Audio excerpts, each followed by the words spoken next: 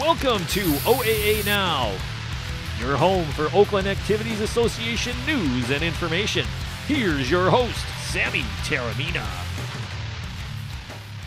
Welcome to OAA Now. I'm Sammy Taramina, blogger of the Dragon's Den, blogger of Inside the OAA, and one of the hosts of Between Taramina's on Our Neighborhood Television. I'd like to welcome our friends watching on Oxford Community Television and also those watching on YouTube. Of course, we got a lot of news cover around the league. Of course, girls basketball, we have not much of a surprise, but Rachel Breyer, of course, named new head coach at Oxford. Wasn't much of a surprise, really. But we'll go over that in a little bit. Of course, one of the big stories around the league is John Hall, no longer at Adams. Now he is the new head coach at Alma, and we'll mention what the candidates will bring to replace him, Adams, and of course, and why that job is it's a big job because it's one that I think the most marquee jobs around the league because it's in a great area, great kids, and also why I think it could be much stronger than the Pontiac and Berkeley jobs.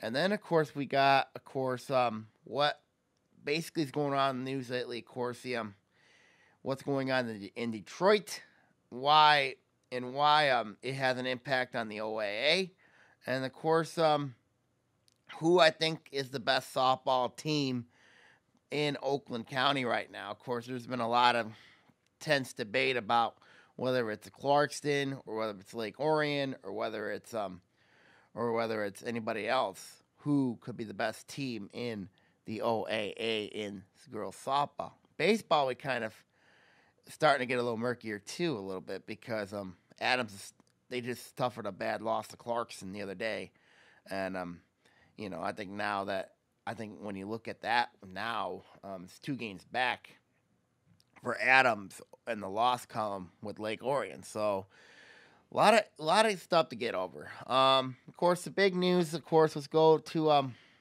Rochester Adams. Of course, John Hall, no longer the coach at Rochester Adams. He resigned abruptly on Thursday. Resigned Wednesday night.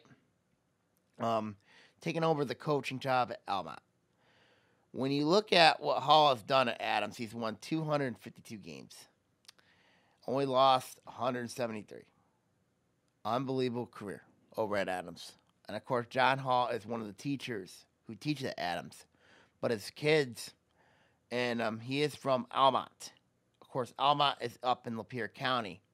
Hall takes over the job at Almont, replacing Jose Andreas, who formerly coached Birmingham Seaholm. When you look at the situation that they built over there, of course, Almont last year, of course, they are known as the Almont Pirates. I think that's their name. They finished 7-15 a year ago. They were 3-11 in the Blue Water Area Conference, the same league where Yale, Richmond, and are in this league along with Crosswell, Lexington. Of course, they're a school up in Sanilac County. So it's going to be a challenge for John Hall to get his system in place. I expect him to get a system in place over there. But when you look at what's going on with Almont, it kind of describes to me that Hall was ready to take the challenge. I know the Almont job was very unstable for a time. And Andreas got there, had a winning season early on, but really struggled ever since. So now you bring in John Hall, whose resume is beyond extraordinary. Of course, Almont's in Class B. So when you look at the records, you kind of throw the record, it was a no-brainer because Hall's from Almont. He can travel back and forth from Rochester to Almont, basically to see where his kids play. Of course, they're starting to get into middle school where you usually start playing those middle school sports, usually around 7th grade, 8th grade year. When you look at Hall's pedigree, Hall's resume, it is very strong. And you can't question it. for what he has done over at Adams. He has won a lot of games. He's won 4 district titles. He's won multiple division titles. You look at last season, this team only lost 3 games. And they went to the regional final where they end up losing to a team that went to state semifinals in Macomb, Dakota, on the road. You lose one of the best players in Spencer Littleson. You lose Joey Zinni, David Rinke. It's tough when you look at what's going to happen with Adams.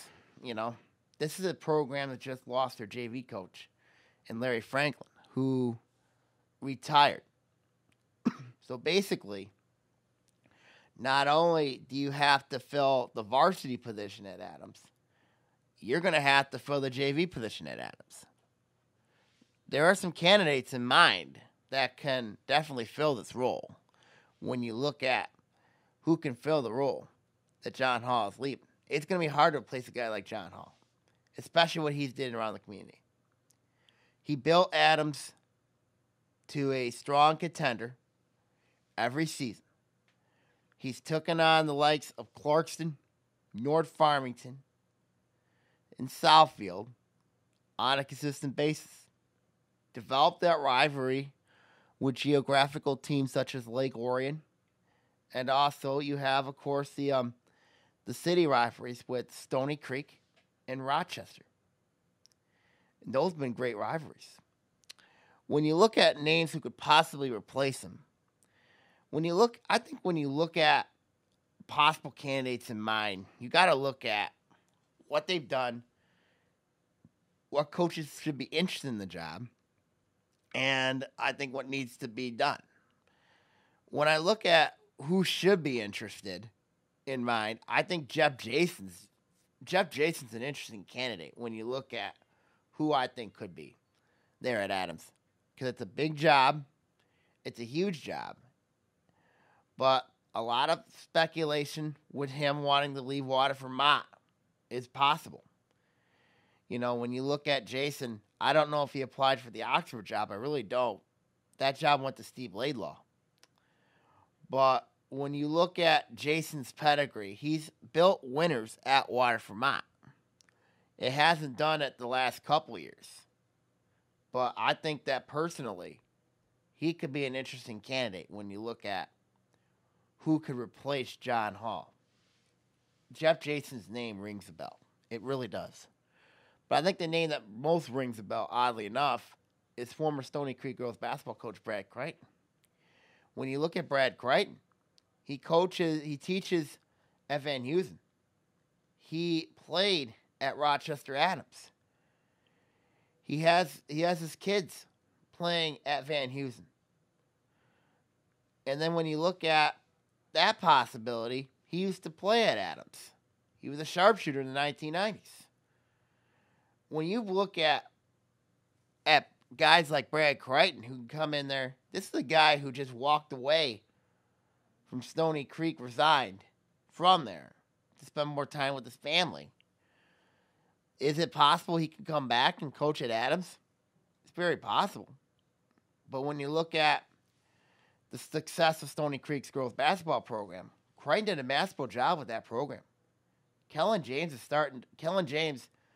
has taken over that program, and they've continued the success over there. And I expect Kellen James to continue that success over at Stony Creek.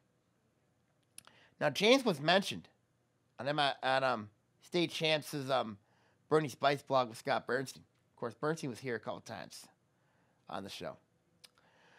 I just think Kellen James is going to stay put at Stony Creek. I think he likes it there. I think that he's done a masterful job over there. I think when you look at James's pedigree, Kellen James's pedigree and Kellen James' resume, I think he's more suited right now for the girls' game. I really do. Great coach. Knows how to build a winner. First, he's a winner in my book. But when you look at Crichton's name, it does ring a bell. It kind of makes sense for him to come back and coach at Adams. It does in a sense, but the question is with him, is he ready to come back? I don't think if he does apply, it wouldn't surprise me he applies. But in that situation, he could be really happy still in retirement. He could be happy not coaching, just focusing, spending more time with his family.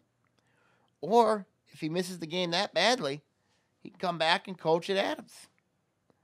He'd be a strong candidate when you look at it. You got John Hall's 2 assistants, Chris Flynn and Bob Lineberger. Flynn spent 12 years at Adams under Hall as his assistant. I think it makes some sense that he could be the man. He does live in the east side around Macomb County. It's very interesting. Bob Lineberger spent 8 years at Adams. I think he could be a good candidate too.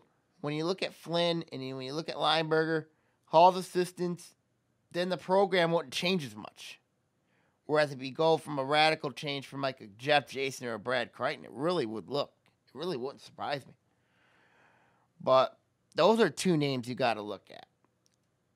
Because they have the same amount of experience as Ed Hall. And I think it makes a lot of sense when you look at Adams' role. You know, those 2 guys, they could turn that program around and give them credibility. You know? Another person I look at, oddly enough, is John's older brother, Jeff. Reason why I say that is because you got John Hall and you got Jeff Hall. I mean, Jeff Hall coaches the baseball team at Adams. But he also used to coach freshman basketball at Adams. Why not let another Hall coach the program? Interesting dynamic, interesting decision. Makes some sense when you look into it. Kind of fits the bill a little bit when you look at that type of guy who could fill in for his older brother. Well, his older brother coaches at Almont.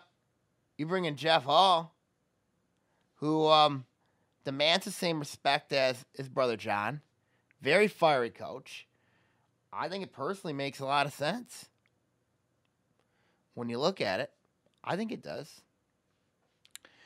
When you look at other candidates, of course, an outside candidate, I would say Jose Andreas is an outside candidate because of what he brings. Used to coach at Almont, used to coach at Seaholm.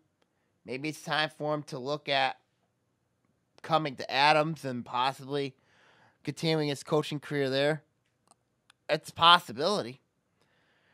And then you got to look at, the Rochester route. I mean, you got to look at possibly at the Rochester connection. You got Stepan Henning. Used to coach at Oxford, then got caught up in a scandal. Been around the Rochester area a lot. Played basketball at Rochester High School. He played at Rochester College. It makes a lot of sense for him to apply. I mean, because it would be something for him to prove himself back up again if he were to get this Adams job. The question, though, is I don't know if Adams fans or students would really like a Rochester guy coaching him. I don't know that. Rochester Adams is a huge rivalry. And of course you bring in Stony Creek and that kind of thing, It kind of lets me want to take Steve Norgrove out of the equation. I think Steve Norgrove's happy at Stony Creek. But that was another name that came up.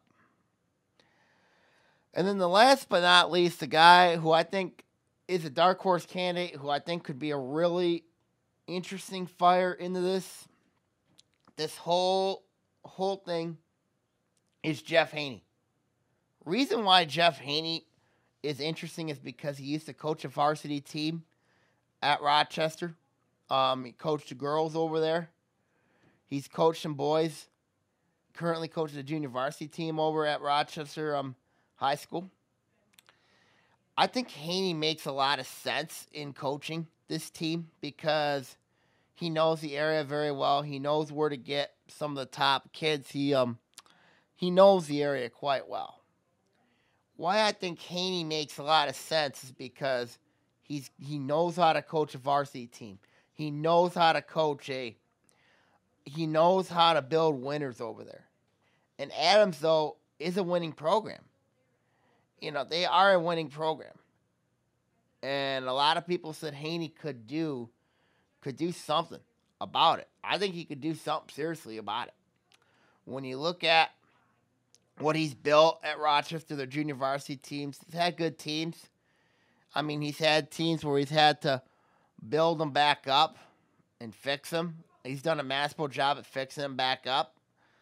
But when you look at Adams, when you look at this Adams job, when I mentioned earlier, this is a dream job for coaches to get into because, one, you have a strong community there. You have it's really close to basketball. It's a basketball town. It's a basketball-friendly area. When you look at, especially in northeast Oakland County, in northern Oakland County, when you look at teams with the likes of, you got Clarkson in your backyard, Lake Orion in your backyard, Oxford in your backyard, Stony Creek in your backyard, Rochester in your backyard. A lot of good basketball played, especially in northeast Oakland County. Then you got Avondale to the south, Pontiac to your southwest. I mean, it kind of like, it's a good fit, and then you have the Troy schools. So it's kind of like Adams is one of the most premier jobs in the entire league. And this was a team that went to the regional final. Now the new coach, whoever is going to be there, is going to have a very tough job ahead of him. Because not only you have to get a new not only you got to get a new coach in there, new staff in place, but you also got to get a new junior varsity staff in place, of course, with the retirement of Larry Franklin. So it's going to be a tough challenge. And then not to mention, you're in a league where you're going to have Tino's went to the state final last year in North Farmington. Then you probably have, I think, could be one of the best teams in the state in Clarkston. And then you have one of the best athletic players in Michael Flowers at Southfield Arts and Technology. So you're going to really have your work cut out for you at Adams. And then, of course, you have Bloomfield Hills, who's coming in the league, who has improved. And then you have West Bloomfield, who's always been a solid program at Jerry Dennis. So that's going to be a very difficult challenge, I would say, for the new coach, whomever it may be.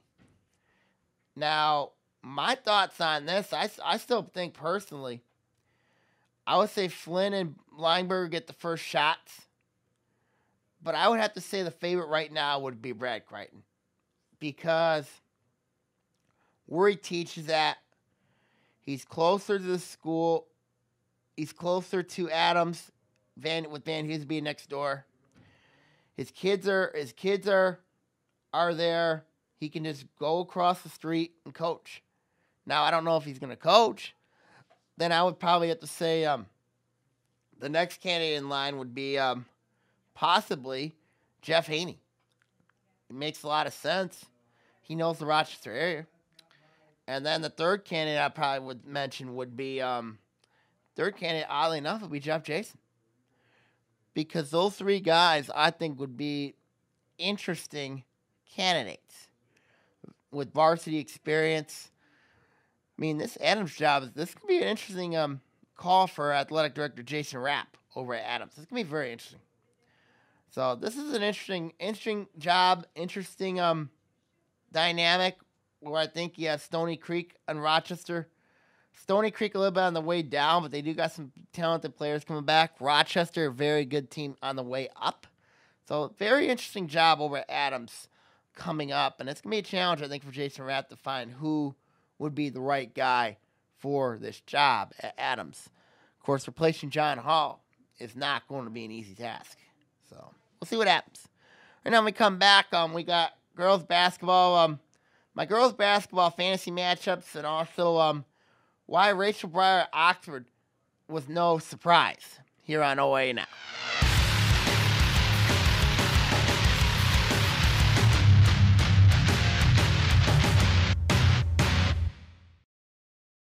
Set the date. Lake Orion is having its 16th annual Flower and Art Fair on Friday, May 6th and Saturday, May 7th. This event takes place in the streets of downtown Lake Orion and kicks off the summer season. It's a wonderful place to purchase garden-related products and handmade craft items. This also provides a great opportunity to buy that special Mother's Day gift. Want to be a vendor in the fair or know someone who does? Don't delay, apply today. Give us a call or check out our website for an application. For more information or to download a vendor application, visit our website at downtownlakeorion.org. We hope to see you there.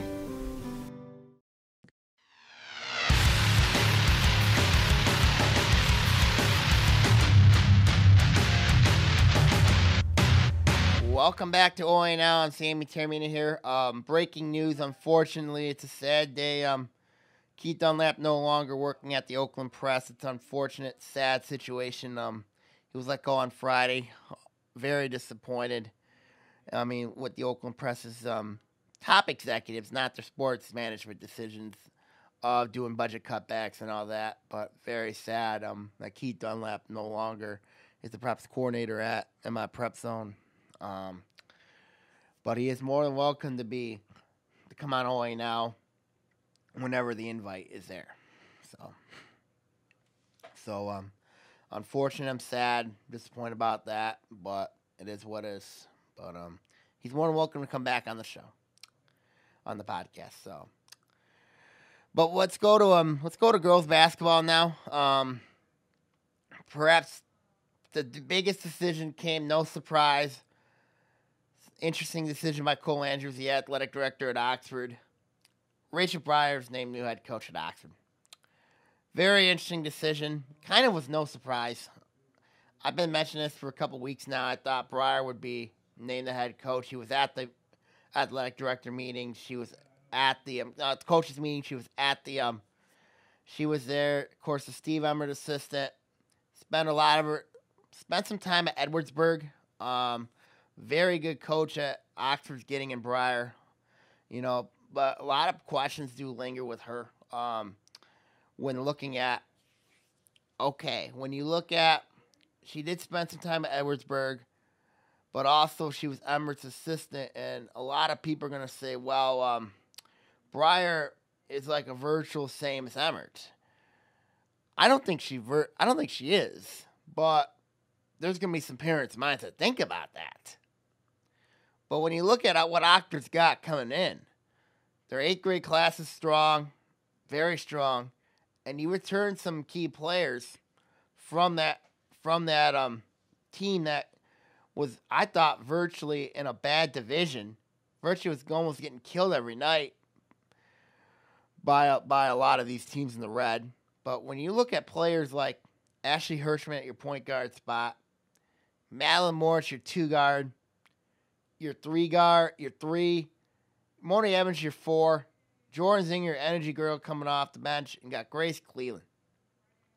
Very interesting team when you look at Oxford, who they got back. Of course, a lot of them did, they went through those growing pains. They went through those, it was a pretty daunting season for Steve Emmert's last year over there. And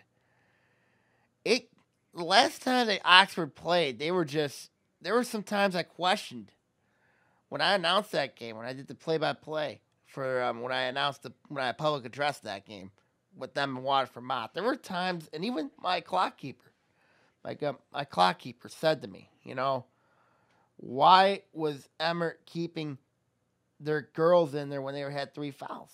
It's like he was conceding the season. I said, I don't know why he did that.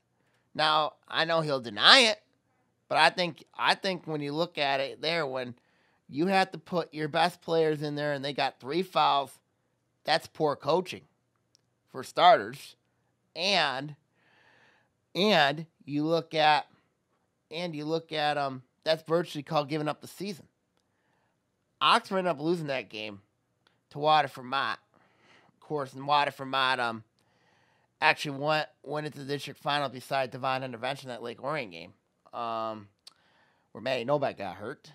But you look at Oxford.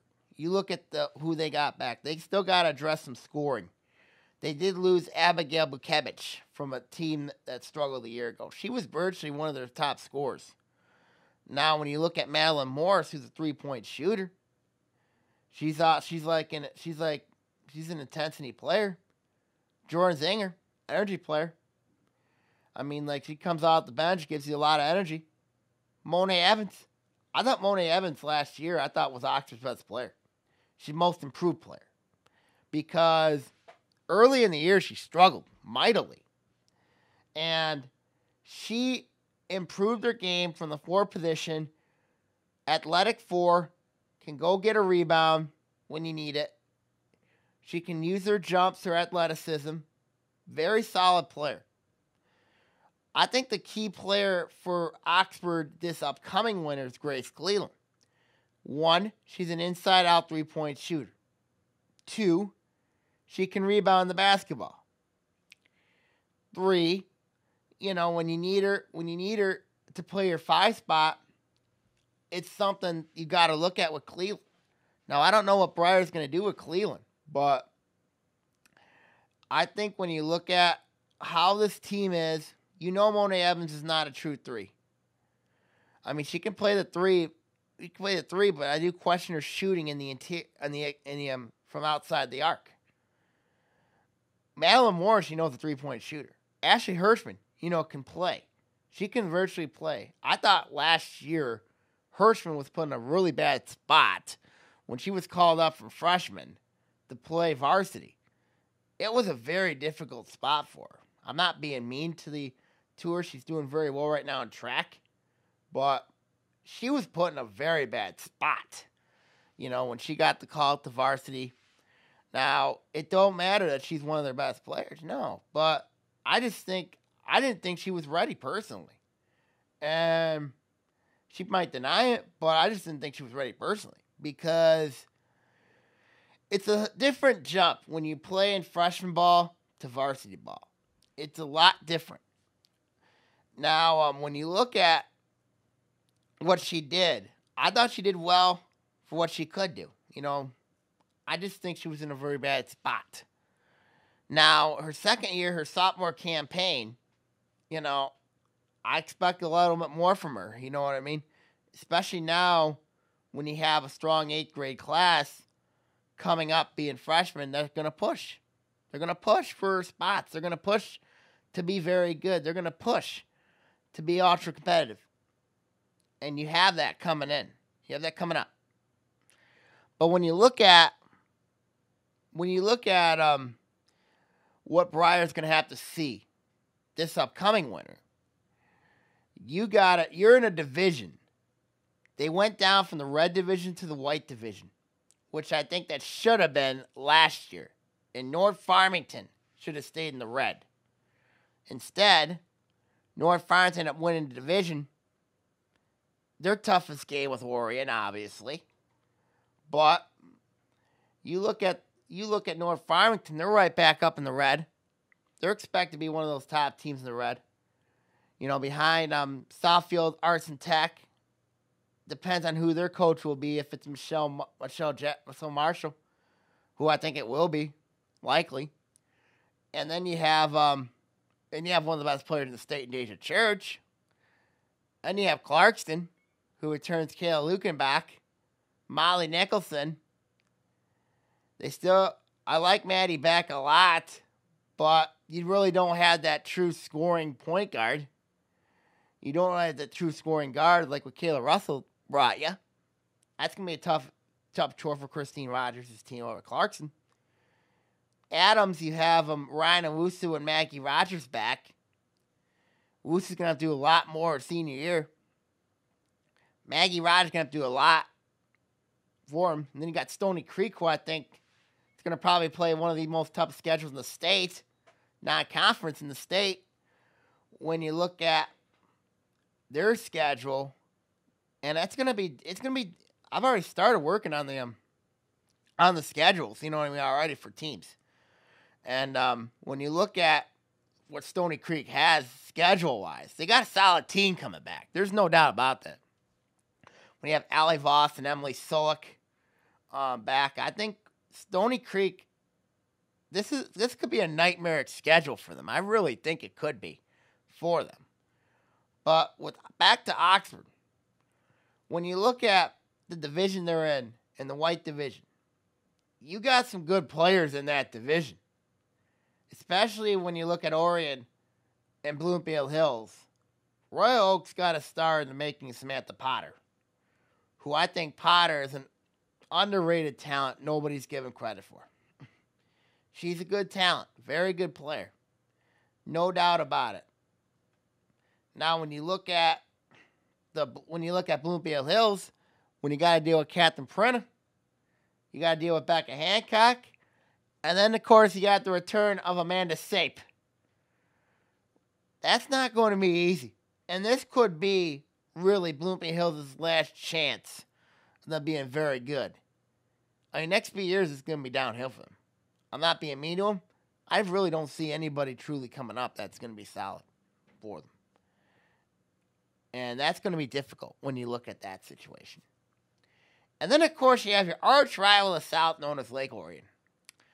When you have Maddie Novak, who I think, my opinion, I think is the best, going to be probably the best player in the state in about a year and a half from now. Novak's a girl that really, before that injury against Waterford Mott, was literally just, and then, of course, she had that sinusitis issue against Royal Oak. Novak was just dominating people. She had 35 points in 2 separate games against some very good competition. When you look at what she did against Adams, when you look at what she did against West Bloomfield, very good competition there. And then you have what she did against Harrison, which is absolutely incredible.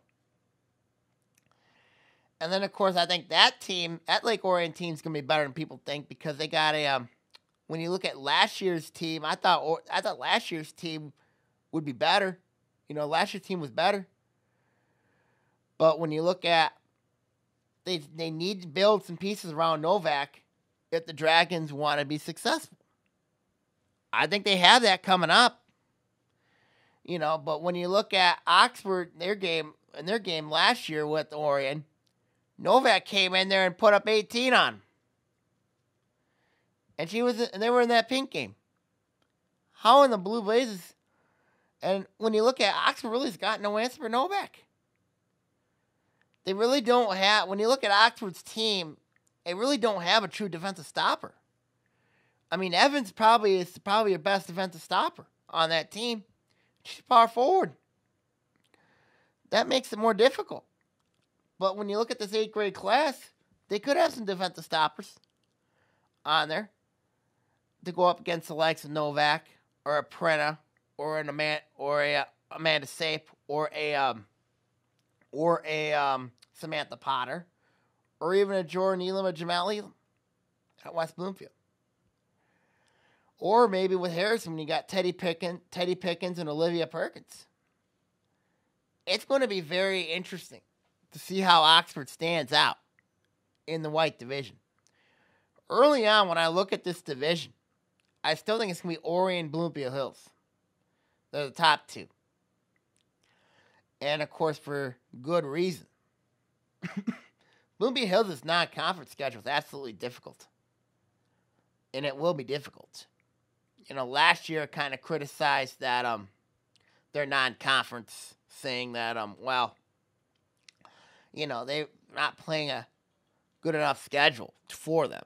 And to build on that, you know, and to have them play virtually, and looking at this year's schedule, what I've got with games for them, they've got some tough games coming up.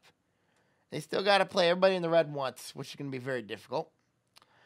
When you look at who they got to play, and then you got Seaholm, who I think is in a weak division. No offense to those teams down there. Groves could give them something, but Seaholm's been better than they are. Rochester, when healthy, I think could give them some problems. They could, and they have in the past. But when you look at when you look at the division, when you look at Seaholm, the reason why I've been critical of this program so much is because Seaholm really hasn't played anybody really difficult in there. Now they straightened up their non-conference this upcoming winter. They got to play the likes of Stony Creek and Clarkston. They should have been playing Stony Creek and Orion last year. That's what Seaholm should have done. Now, would it have guaranteed wins? No.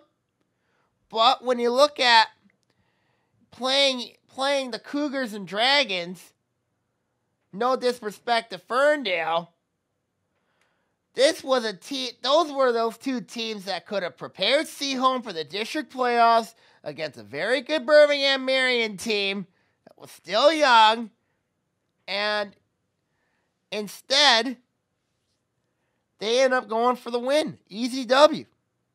That's understandable, but if you want to be a good team, you got to play that tough non-conference schedule. You got to play it. Doesn't matter what division you're in. If you're in the red, the white, the blue, or the gold, it doesn't matter. You need to build your team based on playing these tough games and to see where you need to improve on. It gets you ready for districts.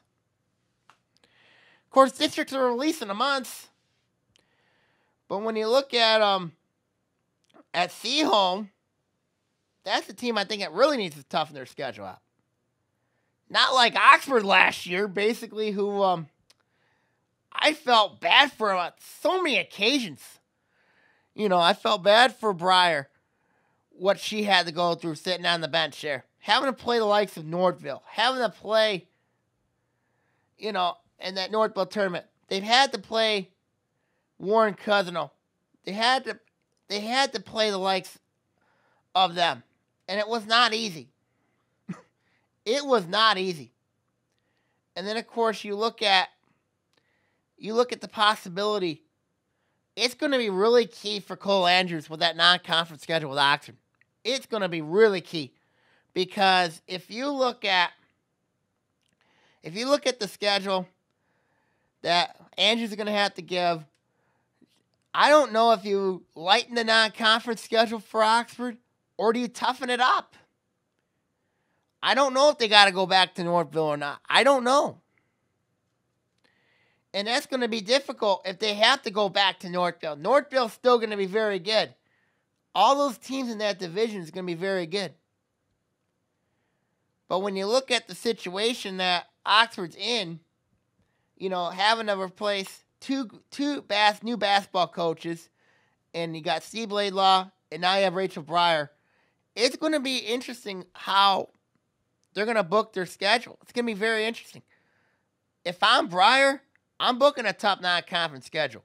You got a good enough team that can learn through the pain, like they did through last year, and that they can build on it heading into league play. That's if I'm Breyer. If I'm Laidlaw, same thing. Build your non-conference schedule, play it tough, and get yourself ready for division play. That's what my thoughts are on that. And I think Breyer should take that route. When you look at, you got a strong 8th-year class coming in, you got experience back, but like I said, I don't know where Breyer's going to go with this. If I'm her, I'm playing that tough schedule. I really am. But you got to make sure it's going to be through growing pains. A lot of people have been saying how good this 8th grade class is. They're a good class. No doubt about it. But I think Breyer's going to have her hands full. When you look at, okay, what am I going to need for the girls to do? What am I going to need? And when you look at the coaching transition, I don't think it's going to be much of a coaching transition with Breyer coming in there because she was Emmer's assistant last year. But if I'm her, I'm keeping an eye on the schedule even more. Because you're playing the likes of the Northville tournament, playing Lapeer last year, kind of like they played them tight. And then, of course, when you got in the league play, you're playing, oh my God. You know what I mean? You're playing Adams, Stony Creek, Clarkston, Southfield, Lathrop. that can't happen. But we'll see. We'll see what happens with Oxford. But anyway, my thoughts on Breyer's move. I think it's a great move for him. And I think that the crew at OCTV will be happy to call our games this year, knowing them. So we'll see what happens. All right, now when we come back, we're going to talk about what's going on around the entire state. And of course, who I think is the best softball team in the league. Maybe the best baseball team in the league. We already know who the best track team could be in the league is. Here on OAA.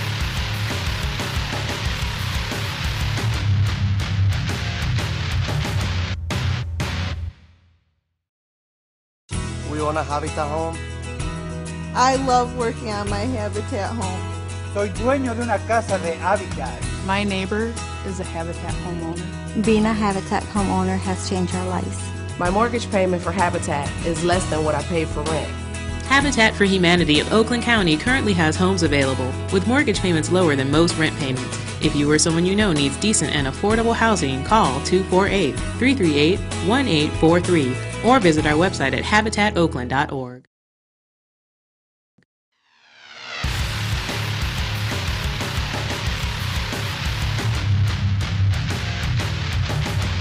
Welcome back to OAA Now. I'm Sammy Termina here. Of course, getting close to the end of the school year. Pretty much, but a lot of things are going around the state. To cover the rest of spring sports, and I'll get on my rant for the day before we sign on off. When you look at who I think, we all know Oak Park right now, looking really solid in track right now, both boys and girls. Tennis, you got to give an edge to Clarkston. How good they are. Lacrosse, I would have to say the best team in the league, obviously. I think it's Lake Orion in boys. Girls, I think it's Birmingham Unified. Both teams are very solid. But baseball, very interesting. I still think Adams is teeny wee better. You know what I mean? Right now, despite the fact that they lost, they haven't fared very well the last week or two. But when you look at Adams, the way they've been playing, I still think Adams right now would be considered one of the top baseball teams in the entire state, entire league right now, when looking at them. But you got to look at Bloomfield Hills as a strong candidate as well. Avondale, strong candidate as well. But I still think when you go through Adams, I still think Adams is the best team right now in the entire league. You know, if any of those white teams or blue teams were to play like a team like Adams, I think that Adams would beat them. So I think Adams right now, very solid team right now in baseball. But softball is a very interesting situation, because is it Clarkston? Is it Lake Orion? Is it Troy? Is it North Farmington, who may be the best softball team in the league? You know what? I think it's pretty much easier said than done. I think I know who it is. You know, I think it's Lake Orion, because Lake Orion's beating Clarkston. I mean, they didn't beat Clarkston; they destroyed Clarkston. I know they still got to play that second game. You know, and I know they were losing only 10-7. But I think when you look at, nobody in softball talked about the Dragons, you know, because they lost a lot of hitting a year ago. They lost a lot of them. They lost a lot of pieces from their team last 2-3 years. But when you look at this Lake Orion team, this Lake Orion team's got pitching, led by Sierra Gonzalez, who can which is something that Clarkson's been having some trouble with lately. He's been pitching. They can hit. And then, of course, you have, I think, an emergence of a sophomore player in Cassidy Carson, who's been playing very well for the Dragons lately. I think she's starting to emerge as a go-to softball star. And there's Shelby Mishak, who's got all the power in the world. Reminds me a lot of a young David Ortiz. A young Big Papi. You know, especially with all that power she's got. Or maybe even a little mini Prince Fielder, now in Texas. I think when you look at Lake Orion, this is a team that really, they have a lot of ways they can beat you with. I know Clarkson's got the strong catcher, Nabby Scavaris, who's going to Michigan. They got a lot of other ones who are solid as well, but until their pitching improves, you got to give the edge to Lake Orion. You know, and Lake Orion did beat Clarkson early in the year. But right now, when you look at complete teams, I think Lake Orion's got it. Clarkson has got some pitching concerns. Troy, they're okay, but they're not solid. They're not solid in some key areas. A team I really like, though, is Oxford. I like how they're improved. They're a well-rounded team. North Farmington, though, besides the Tierney sisters, who they got? That's the question. Because the Tierney sisters, you can't rely on the Tierney sisters to carry you guys, to carry them. And that's what North Farmington's been doing, is relying a lot on the Tierney sisters, whether they're pitching or at the plate. So when I look at, I think the most complete team right now is obviously Lake Orion. But you can't count Clarkson out. You really can't count the Wolves out either. Because if they can hit against anybody, they've got a lot of experience. And then you look at North Farmington's case, where they're going to probably have to go through Farmington Hills Mercy, who is very good in their own right.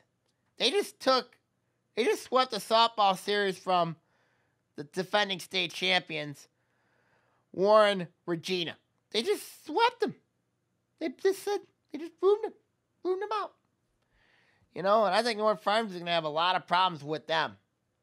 They're going to have a lot of problems with Mercy, with Farmington Hills Mercy.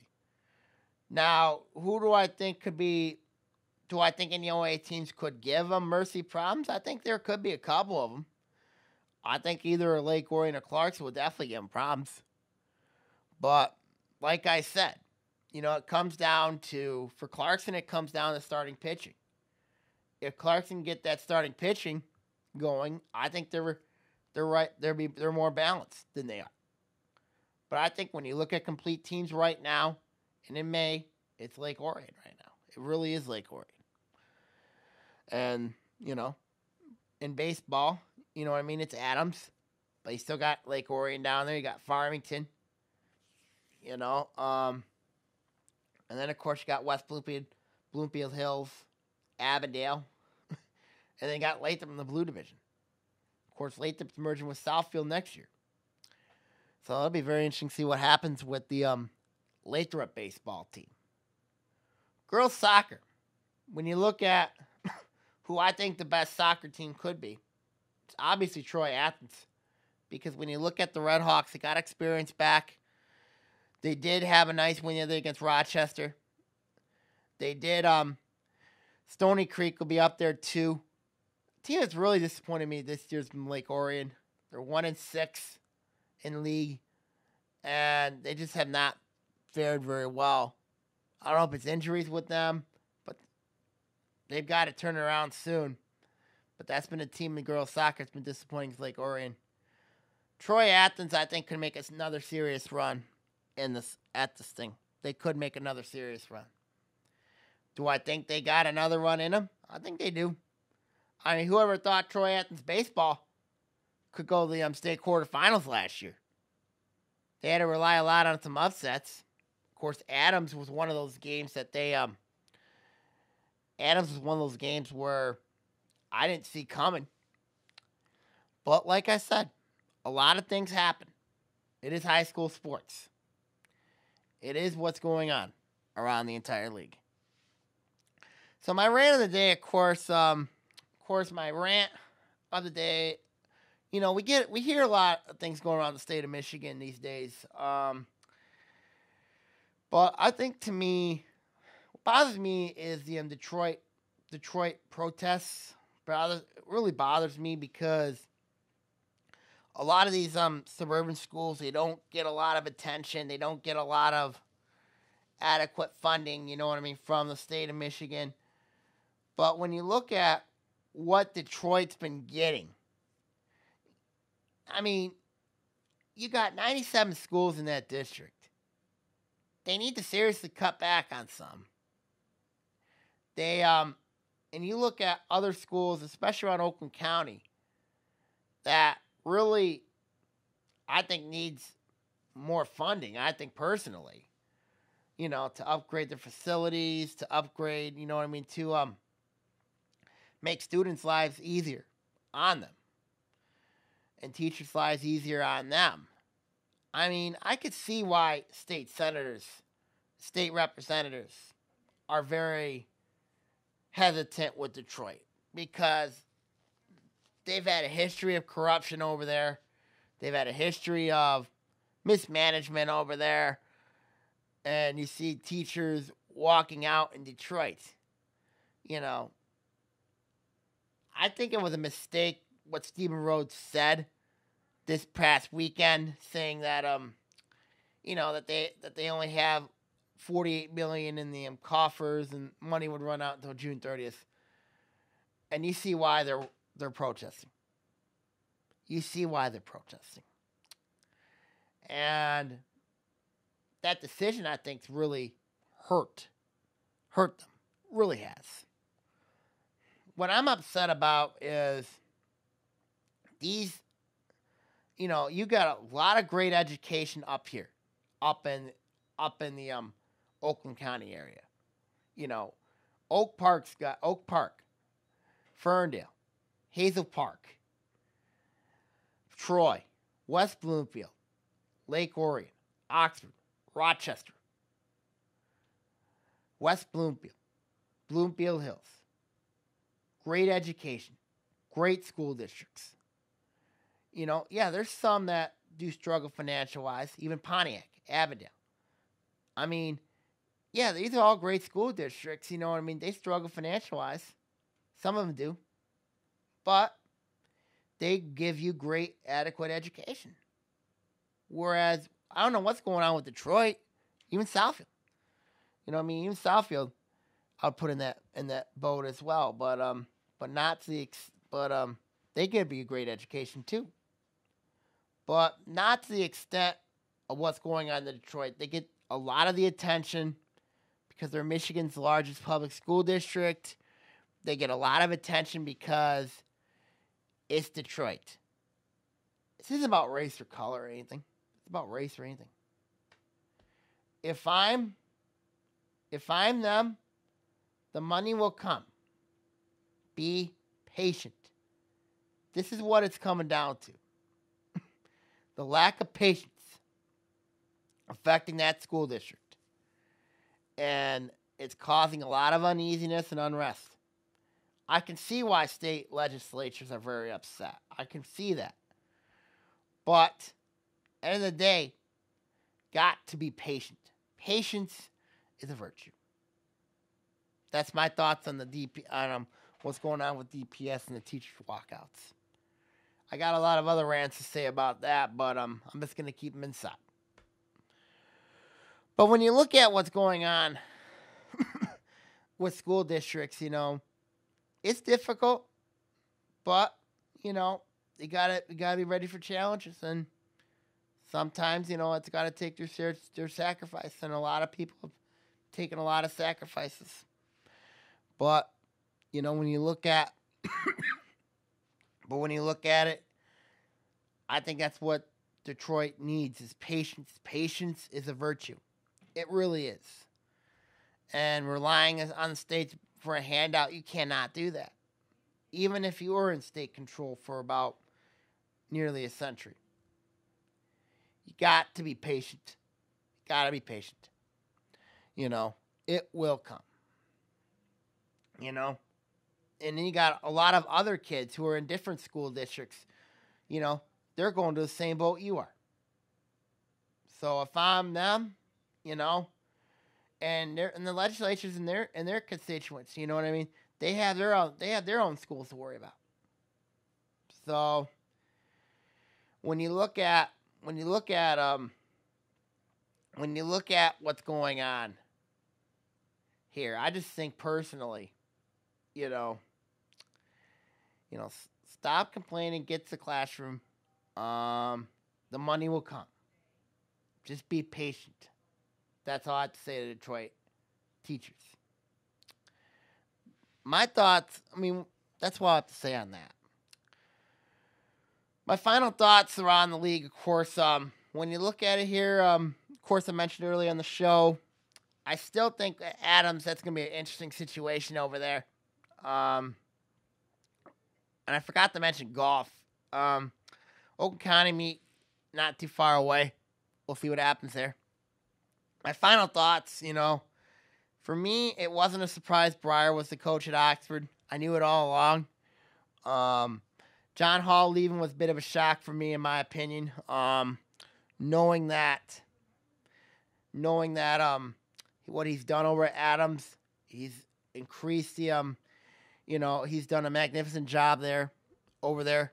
Other news around the entire league, of course, oddly enough, Taylor Massical, the guard at Troy Athens, he transferred over to Detroit Edison not too long ago. So now Massical, huge loss for Troy Athens, huge blow for the Redhawks. But Massical no longer at Troy Athens. He's now at Detroit Edison playing basketball for, I believe it's the Ramblers, I believe that's their name is over there. But very interesting, shocking development over there with what's going on with Troy Athens, with Massical no longer being a Red Hawk, going down to Wayne County in the Detroit area to play for Detroit Edison. So that was an interesting subplot to that. And, of course, oddly enough, speaking of Troy Athens, of course, Josh Hepner resigned from his teaching position at Troy Athens, but he's still going to be there was like a huge celebration celebrating the dedication that he did to students. But here's the thing. He's still going to be the football coach at Troy Athens, so not a lot of change with their football program over there. It would have been a huge shock if he resigned from football, but he is going to be the head coach over at he's still going to be the head coach at Troy Athens. He's got a good team coming back, led, of course, by their quarterback, Joey Starks. So very interesting that Hepner would step down from teaching, but he's still staying on as head coach. So interesting news around Troy Athens, of course, with Massical and Hepner. See what happens. Big loss for Dave Scott, though, in the boys basketball program at Athens. So, like I said, of course, we'll see what happens. Of course, we'll keep an eye on the Pontiac and Berkeley boys basketball openings over there. Southfield, kind of like when you look at it here, it wouldn't be a surprise. Mike Avery coaches the boys. Michelle Jackson Marshall coaches the girls. I forgot to mention another name. But like I said, interesting dynamic. So we'll see what happens with them. All right, now everybody, I'm signing out here. Interesting going around the league. We shall see what happens. Stay out of trouble. And good night, OAA. God bless all. Take care, everybody.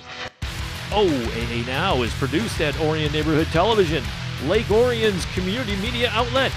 To learn more about ONTV, visit our website at www.orionontv.org or call us at 248-393-1060.